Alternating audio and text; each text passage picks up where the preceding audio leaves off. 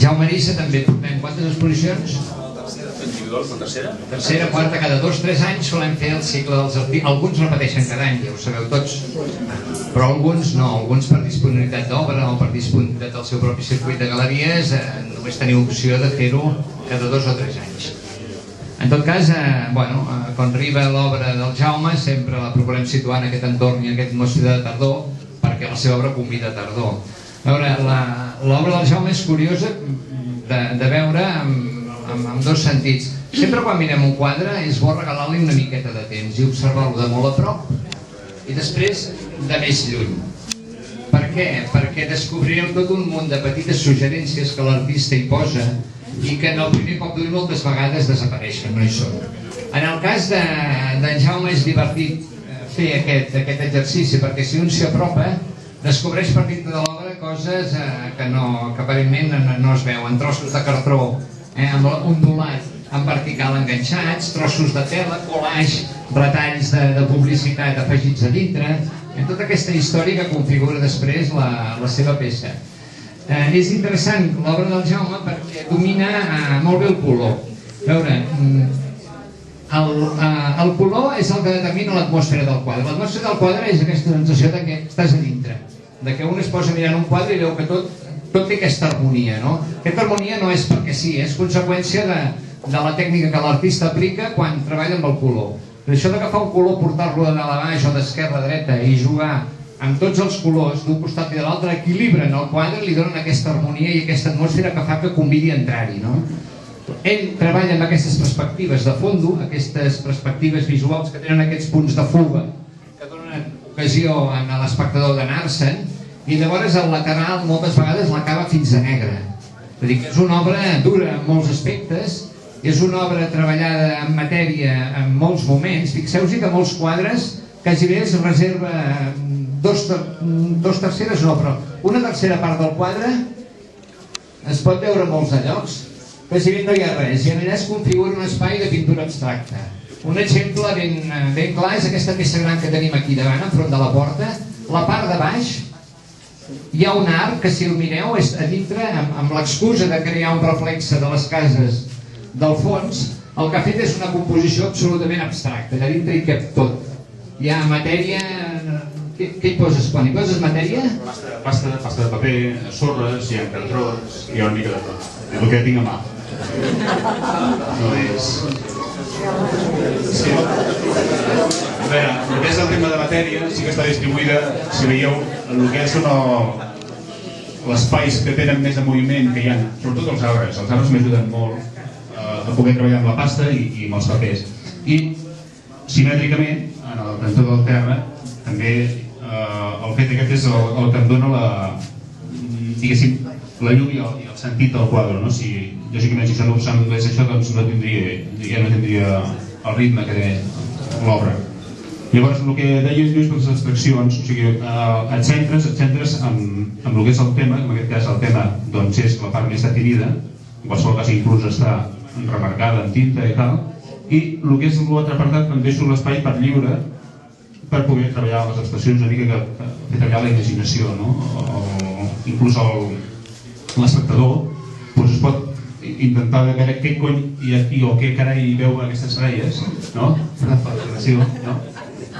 però sí que no està, o sigui, aquí pots veure coses, o sigui, aquí hi ha finestres, però no són finestres, senzillament és una massa pintada del color adient, però hi ha unes ratlles i aquestes ratlles insinuen el que hi ha. En part, o sigui, el que podríem dir que està definit és el tema i tot l'altre és complement. I aquest complement, conforme es va allunyant del centre, puc entendre'l com a més abstracció, però sempre i quan entengui tot com a conjunt. O sigui, tot està molt harmonitzat. Aquest color no està aquí perquè és el que deia Lluís, tampoc és aquest. I normalment és un color semblant, alguna més fosc, i que està encomanat als colors que té al costat. No hi ha res per casualitat, ni tan sols les peces aquí. Aquestes peces estan lligades amb els colors. Tot el que és la part de collage, penseu que no és allò de retallar un tros de revista i enganxar-lo, o sigui, pots passar-t'hi 3-4 hores intentant trobar la part adequada. Sí, o sigui, tens allà un tur de revistes i pots passar moltes hores buscant les revistes, igual que les matèries. Suposo que el que sobta quan el que veu la meva obra, sobretot el primer cop, és que tots tenen aigua en aquest cas. Sí, aquesta és la pregunta. Inclús he vist aquí en el diari que feien un comentari que m'ha sorprès, que era la ciutat líquida. I aquesta és la primera vegada que m'ho diuen i no sé si agafar-m'ho bé o malament, no? Realment no és la meva intenció, o sigui, ficar la pluja com a pluja, sinó el que em transmet la pluja. Jo entenc que no és una cosa, no és un camí guiat que m'ha portat o que jo he decidit fer això. No, senzillament és un camí que el temps t'hi va portant i és que vas eliminant les coses que no t'interessen i vas ficant-te les que t'interessen. És la definició d'una línia, d'un estil. Tots els artistes tenen definit un estil, doncs jo m'ha portat aquí, sense voler, no és una cosa intencionada, és una cosa que mica a mica vas descartant les coses que no t'agraden i vas agafant les coses que t'agraden. L'aigua, a part del romanticisme, el que fa és que la ciutat sigui atractiva també. Si us fixeu, la ciutat quan no hi ha pluja, quan és un sol caient, és freda. Una ciutat que no transmet res, no transmet cap emoció. En canvi, la ciutat al capvespre, quan comencen a haver-hi els llums, si a més està ajudada del moviment del teatre, en aquest cas, si imagineu que esteu fos estàtic, seria un sol color, realment no t'atrauria, no hi hauria aquesta connexió entre l'espectador, diguéssim, i l'obra. Ho entenc així des del meu punt de vista, no?